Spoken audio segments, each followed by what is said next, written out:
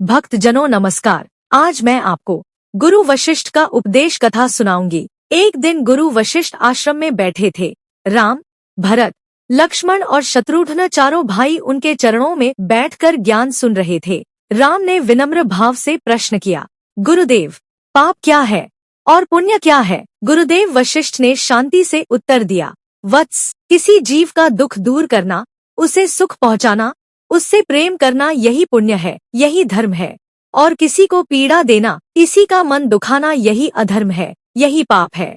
प्रेम ही पुण्य है, घृणा ही पाप है। इन्हीं पाप पुण्य में बंधा हुआ जीव एक योनि से दूसरी योनि में जन्म लेता है, मरता है और फिर जन्म लेता है। भरत ने जिज्ञासा से पूछा, गुरुदेव, यह जन्म लेना क्या है और यह मरण क्या है? गुरु वशिष्ठ बोले, वत्स, जब प्राणी किसी शरीर में आता है तो उसे जन्म कहते हैं, और जब उस शरीर को छोड़कर किसी और लोक में चला जाता है तो उसे मरण कहते हैं।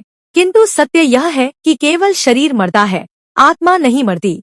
हमारे भीतर जो जीवित है वही जीवात्मा है। जीवात्मा तो ज्योति कण की तरह है, जो समय की अनंत लहरों पर अकेली यात्रा करती चली जाती है।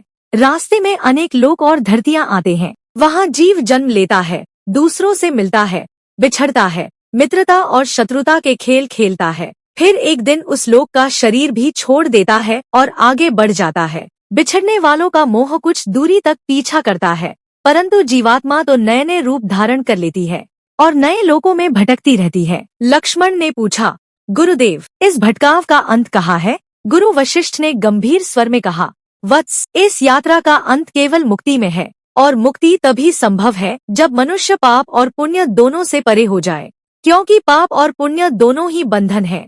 एक लोहे की जंजीर, दूसरी सोने की जंजीर।